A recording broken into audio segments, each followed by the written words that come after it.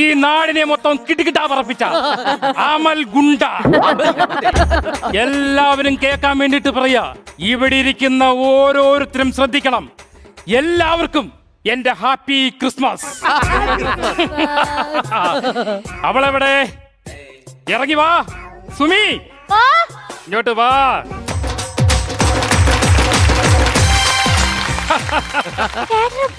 ഇപ്പൊ വരുന്ന വഴിയാണ്. ഇന്നലെ ഒരു കൊട്ടേഷൻ ഉണ്ടായിരുന്നു. ഒരു സ്റ്റാൻഡ് മൊത്തം ഞാൻ അടിച്ചു തകർത്തു. ആ ബസ്സിലുണ്ടായിരുന്ന കിളി, ഡ്രൈവർ, കണ്ടക്ടർ, ഇവർ 3 പേർക്കെതിരെയും ഞാൻ ഒറ്റയ്ക്ക് നിന്ന് പോരാടി. സൂപ്പർ അല്ലേ? മസിലിനൊക്കെ ചെറിയൊരു ഉടവുണ്ട്. ഒന്ന് മസാജ് ചെയ്താൽ തന്നാൽ കൊള്ളാമായിരുന്നു. ഞാനൊരു കാര്യം ചോദിച്ചോട്ടെ? ഇത്രയൊക്കെ നല്ല കല്യാണാലോചനകൾ എന്നെ പോലൊരു ഗുണ്ടയെ തന്നെ കല്യാണം കഴിക്കാൻ എന്താ? അത് ചേട്ടാ, ഈ ചെറുപ്പം മുതലേ എനിക്ക് ഭയങ്കര ഇഷ്ടമായിരുന്നു ഈ ഗുണ്ടകളൊക്കെ. ഓഹോ. പിന്നെ നാട്ടിൽ അറിയപ്പെടുന്ന ഒരു ഗുണ്ടേനെയും കൂടെ ആണല്ലോ ഞാൻ കെട്ടിയത്. അതെ. പിന്നെ ഒരു കാര്യം ചേട്ടന് മനസ്സിൽ വെക്കണം. എന്താണ്? സ്ത്രീകളോട് അതിക്രമം. അങ്ങനെ ഒരു സംഭവം എന്റെ നിഘണ്ടുവിലില്ല. അതാണ് എനിക്ക് ചേട്ടന് ഏറ്റവും ഇഷ്ടം. അപ്പോൾ വരേണ്ട സ്ഥാനത്ത് തന്നെയാണ് നീ വന്നിരിക്കുന്നത്. ഇന്നലെ തന്നെ കൊട്ടാരക്കരയിൽ ഒരടി. ഞാൻ നേരെ ബസ് സ്റ്റാൻഡിൽ ചെന്നങ്ങോട്ട് ഇറങ്ങി. ഈ കത്തി എന്റെ ചെവിയിലിട്ട് കറക്കിക്കൊണ്ട് ഇങ്ങനെ നിൽക്കുമായിരുന്നു. അപ്പോ ഗുണ്ടകൾക്ക് വേണ്ടി പോകാൻ മാത്രം ഒരു ബസ് കൊണ്ടുവന്ന് എന്റെ മുമ്പിൽ അങ്ങ് നിർത്തി. അതങ്ങനെ നിങ്ങക്ക് മനസ്സിലായി? ആ ബസ്സിനകത്ത് എഴുതി വെച്ചിട്ടുണ്ടായിരുന്നു, എന്തോന്ന്? ഗുണ്ടക്കാടാ. ചേട്ടാ, അത് ഗുണ്ടക്കാടാന്നല്ല, ഗുണ്ടക്കാട്. അതാണ് സ്ഥലപ്പേര്. അങ്ങോട്ടേക്ക് പോണ ബസ്സാണത്. എന്തായാലും ഈ ബസ്സിനകത്തുനിന്ന് ഞാൻ അത് വിടുന്നതിന് മുമ്പ് എടുത്തൊരു ഒറ്റ ചാട്ടം. ഞാൻ ചാടിയതും അവിടെ നിന്നവരെല്ലാം എന്നെ കണ്ടു. അപ്പോഴേ 2 കണ്ണും പൊത്തി. ഓ, അത് പേടിച്ചിട്ടായിരിക്കും കണ്ണുപൊത്തിയത്. അതെന്താന്ന് എനിക്കറിയത്തില്ല. ഞാൻ എന്റെ ഈ മുണ്ട വണ്ടി കുരുങ്ങി കിടക്കുമായിരുന്നു. അതും എടുത്ത് ഉടുത്തോണ്ട് ബസ് സ്റ്റാൻഡ് മൊത്തം ഞാൻ അടിച്ചു തകർത്തു. കണ്ണി കണ്ടവനെയും പോയവനെയും വന്നവനെയും എല്ലാം ഞാൻ നശിപ്പിച്ചു. സൂപ്പർ അല്ലേ? പിന്നല്ലേ.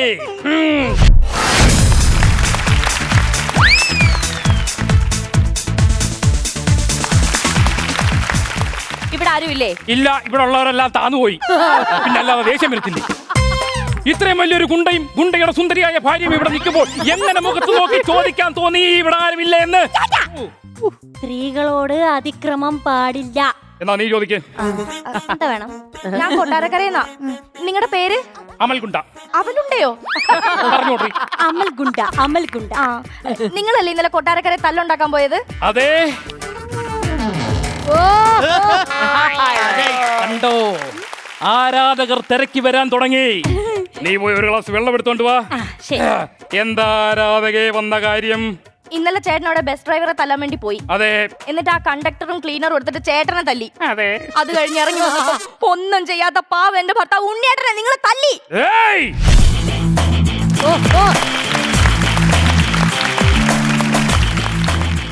ഒരാളെ ഒരു ബസ്സിനകത്തിട്ട് പട്ടിയെ പോലെ 4 വശം നിന്ന് കൂടി തല്ലുമ്പോ ഒരാളെങ്കിലും എനിക്ക് തിരിച്ചു തല്ലണ്ടേ? അല്ലെങ്കിൽ ഈ ഗുണ്ട എന്നുള്ള പേര് പോവില്ലേ മോളെ? അതുകൊണ്ട് തല്ലിപ്പോയതാ. എന്റെ ഉണ്ണിയുടെ പാവ ഇതുവരെ ഒരു മനുഷ്യനെ തിരിഞ്ഞു പോലും തല്ലിയിട്ടില്ല. അതുകൊണ്ടല്ലേ അദ്ദേഹത്തെ തന്നെ തെരഞ്ഞു പിടിച്ച് ഞാൻ തല്ലിയത്. ഞാൻ അങ്ങനെയല്ല. പിന്നെങ്ങനെ? എനിക്ക് ബ്ലാക്ക് ബെൽറ്റ് ഉണ്ട്. എനിക്കൊരു കറുത്ത ചരടുണ്ട്. ഞാൻ കരാട്ടയില് ബ്ലാക്ക് ബെൽറ്റാ. അതുകൊണ്ട് ഞാൻ തല്ലും. അമ്മോ, എന്റെ മൂക്കളെ ഉണ്ടാക്കുന്ന മെഷീൻ ഇരിക്കുന്ന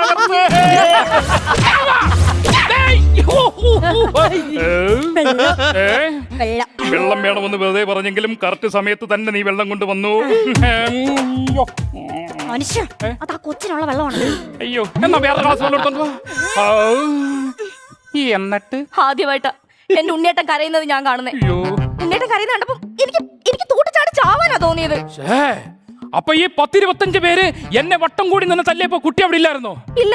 രക്ഷപ്പെട്ട്. എന്നെ തല്ലുന്നത് കണ്ടായിരുന്നെങ്കിൽ ഈ കുട്ടി കടലിൽ ചാടി ചത്താനെ. ആ മാതിരി കരച്ചില്ല ഞാൻ അവിടെ കടന്ന് കരഞ്ഞത്. ആരോട് പറയല്ലേ. എന്നിട്ട് ഉണ്ണിയേട്ടൻ എന്നും രാത്രി കിടക്കുമ്പോ എനിക്ക് കവളത്തൊരു ഉമ്മ എന്നിട്ടാ കിടക്കുന്നത്. ഇന്നലെ അതെനിക്ക് മുടിയല്ല തന്നത്. അതെന്ത് പറ്റി? അതെങ്ങനാ എന്റെ ഉണ്ണിയേട്ടന്റെ ചുണ്ടടിച്ച് കാണിച്ച് വെച്ചേക്കുമല്ലേ. ലക്ഷ്യം തെറ്റി. ഞങ്ങൾ പ്രണയിച്ച കല്യാണം കഴിച്ചേ. പണ്ട് ഞങ്ങൾ രണ്ടുപേരും ഒരുമിച്ച് യൂണിവേഴ്സിറ്റി കോളേജിൽ പഠിക്കുമ്പോ ഡിഗ്രിക്ക് തോറ്റല്ലേ? അതെങ്ങനെ മനസ്സിലായി? യൂണിവേഴ്സിറ്റിയിൽ ഞാൻ പിടിച്ചു. ഇപ്പൊ അതാണോ ഇവിടുത്തെ വിഷയം? അത് ശരിയാണല്ലേ. അന്ന് ഉണ്ണിയേട്ടൻ മലയാളവും ഞാൻ കെമിസ്ട്രി ആയിരുന്നു. സ്പോർട്സ് കോട്ടയെ പഠിച്ചതാണല്ലേ? അതെങ്ങനെ മനസ്സിലായി? അല്ലാതെ എഴുതിയും വായിച്ചു ഒന്നും ജയിച്ചതല്ല. ആ കെമിസ്ട്രിയിൽ അസ്മിസം കിട്ടൂല. അവരെ കൊണ്ട് സ്കൂളിൽ പോലും പോയിട്ടില്ലല്ലേ? അതെങ്ങനെ മനസ്സിലായി? അതാ അഡ്മിഷനിൽ ഞാൻ പിടിച്ചു. അങ്ങനെ പ്രേമിച്ച് നടന്ന എന്റെ ഉണ്ണിയേട്ടനെ, ആ എന്റെ ഉണ്ണിയേട്ടനെ നിങ്ങൾ തല്ലിയത്. നിങ്ങളെ ഇങ്ങനെ കേടിക്കാവോ?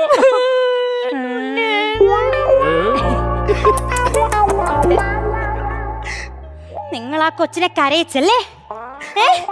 സ്ത്രീകളോട് അതിക്രമം പാടില്ലെന്ന് ഞാൻ പറഞ്ഞില്ലേ?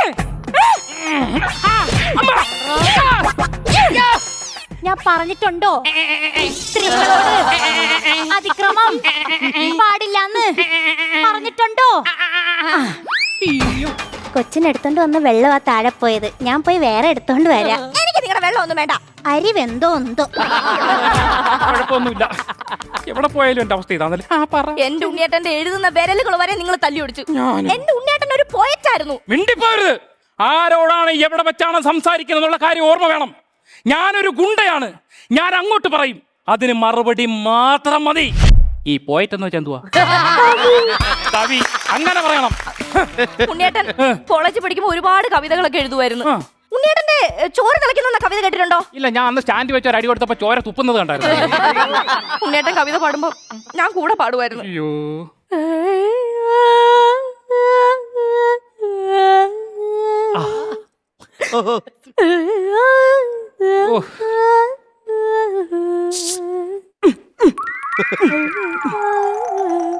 പിന്നെ ആ കൊച്ചിനെ കരയിച്ചല്ലേ? കരയിച്ചല്ലേ? തന്നോട് ഞാൻ പറഞ്ഞിട്ടുണ്ടോ സ്ത്രീകളെ അതിക്രമിക്കരുതെന്ന്? ഞാൻ അതിക്രമിച്ചൊന്നുമല്ല. ആ കൊച്ചു പാട്ട് പാടിയതാ. അതിന്റെ മുഖം അങ്ങനെ ഇരിക്കാന്ന് പറഞ്ഞ ഞാനെന്താ വേണം? അയ്യോ, ഞാൻ പാട്ട് പാടിയതാ. ആണോ?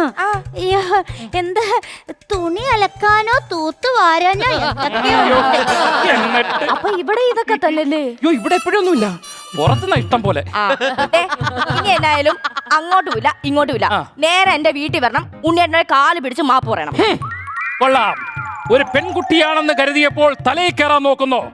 ഈ ഗുണ്ട നിങ്ങളുടെ വീട്ടിൽ വന്ന് മാപ്പ് പറയണം. അതെ, പറഞ്ഞില്ലെങ്കിൽ ഇനിയും കിട്ടും. ഒരു 5 ദിവസം കഴിഞ്ഞ് വരാം. 5 ദിവസോ?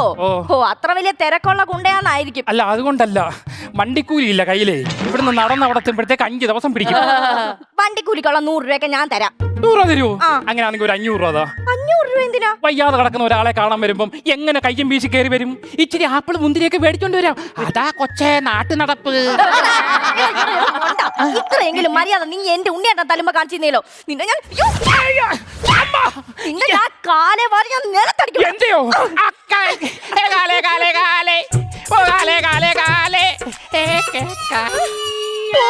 എന്റെ ഈശ്വരൻ, ഞാൻ എന്തൊക്കെയാ കാണുന്നത്? താൻ അവസാനം സ്ത്രീകളെ കാല് പിടിപ്പിച്ചല്ലേ? സ്ത്രീകളെ കൊണ്ട് തന്നെ ഞാൻ ഇനി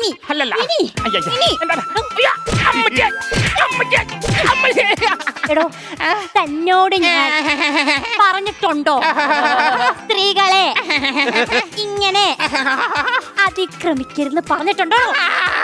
ഒന്നും ചക്കിലാട്ടുന്ന കാളയോ? നിങ്ങളുടെ ഭർത്താവിനെ തിരിച്ചതല്ലാതെ ഞാൻ ഇവിടുന്ന് പോകുന്ന പ്രശ്നമില്ല. ഞാൻ ഇവിടെ ജീവിച്ചിരിക്കുമ്പോ എന്റെ ഭർത്താവിനെ നീ തല്ലുവന്നോ? അങ്ങനെ അങ്ങോട്ട് പറഞ്ഞു കൊടുമോളെ. തല്ലാനിവിടെ ഞാനുണ്ട്.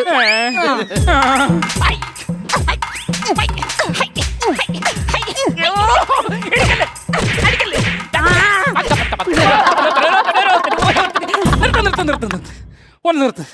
ഇനി ഞാനൊരു കാര്യം പറയാം.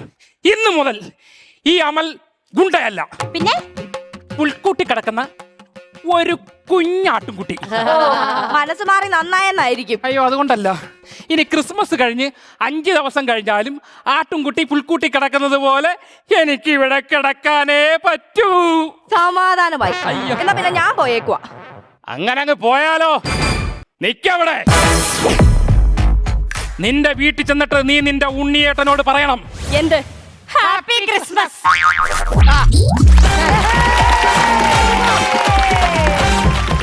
ക്രിസ്മസ് കിറ്റ് നമ്മൾ കണ്ടു. ചേച്ചി ഈ സ്കിറ്റ് അതായത് ഇത് നമ്മള് സിനിമ എഴുതി കാണിക്കില്ല, ഇത് ട്രൂ ഇവന്റ്സ് അല്ലെങ്കിൽ റിയൽ സ്റ്റോറി എന്നൊക്കെ പറയില്ല, അങ്ങനെ യഥാർത്ഥത്തിൽ നടന്ന കഥയാണത്. ഇതോ സുരേഷ് ഏട്ടന്റെ കൂടെ എന്ത് നടന്ന? സത്യത്തിൽ ഇത് ശ്രീവിദ്യയുടെയും രാഹുലിന്റെ ഫ്ലാറ്റ് ഇപ്പൊ ഇവര് കണ്ടുപിടിച്ച കഥയാണ്. അങ്ങനെയാണ് ഈ സ്കിറ്റ് ഇവർ ഉണ്ടാക്കിയത്. അവിടുന്ന് ഇവര് പിന്നെ ഇപ്പൊ കണ്ടുപഠിക്കണ്ടല്ലോ, ചിലരുടെ ഫ്ലാറ്റിൽ നമ്മൾ പോയി ഒളിഞ്ഞു നോക്കണ്ട, ഇത് പ്രശ്നമില്ല, ഫുള്ള് മറ്റേ ക്യാമറ വെച്ച് ഷൂട്ട് ചെയ്ത് ഇവിടെയൊക്കെ ഇത് ചൂലുകൊണ്ടും മാറിന്റെ പാടാണ്. നിനക്ക് എന്നെ എന്തും പറയാം. കവടിയാർ ജംഗ്ഷനിൽ ബീസ്റ്റ് ബോട്ട് ജംഗ്ഷനിൽ ഇവിടെ വെച്ച് അപ്പൊ സുരേഷ് മാമന്റെ ഈ ഒരു ഇടി അടി നന്നായിരുന്നു. സുരേഷ് മാമൻ അമൽ ഗുണ്ട നല്ല ബോഡി ലാംഗ്വേജ്, നല്ല സ്കിറ്റ് ആയിരുന്നു. ശരി, എങ്കിൽ ബാറ്ററി എത്രത്തോളം ചാർജ് കയറി എന്നുള്ളത് നമുക്ക് നോക്കാം. എന്നാ നമുക്ക് നോക്കാന്ന്. കരനിറയെ പണമൊഴുകണ കടി പറന്നിറയേണ്ട ചിരി ചിരി പല ചിരി ധൃതതും തനതാളത്തിൽ ഞാൻ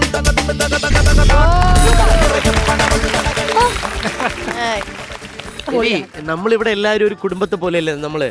അങ്ങനെ ഇതില് സോനയുടെ കുടുംബത്തിൽ സോനയുടെ ചേച്ചിയുടെ കല്യാണം വരുന്ന ഇടയ്ക്ക്. അപ്പൊ ഞാൻ ഇപ്പൊ ഇവിടെ വെച്ച് കണ്ടപ്പോ ഞാൻ അറിഞ്ഞു സോനയുടെ ചേച്ചി, സ്വന്തം ചേച്ചിയുടെ കല്യാണം. അപ്പൊ ഞാൻ ഇവിടെ വെച്ച് കണ്ടപ്പോ സോനയോട് ചോദിച്ചു, സോന ചേച്ചിയുടെ കല്യാണം കഴിഞ്ഞല്ലേ? ആ കഴിഞ്ഞ ചേട്ടാ, നീ എന്താ ഞങ്ങളെയൊന്നും വിളിക്കാത്തത്? ഞാൻ വേണ്ടപ്പെട്ടവരെ മാത്രമേ വിളിച്ചു. അപ്പൊ ഞാൻ എങ്ങനെ അല്ല വേണ്ടപ്പെട്ടവരെ മാത്രമേ. ആ ഓക്കെ, സമാധാനമായി. അപ്പൊ ചേച്ചി പൈസ ഒക്കെ കൊടുത്തോ? അല്ലേ? അതെ, വേണ്ടപ്പെട്ടവരൊക്കെ ഉണ്ടാവും, അവർക്ക് ഷെയർ ചെയ്യാനൊക്കെ. ക്രെഡിറ്റ് ആയിട്ടുണ്ട്.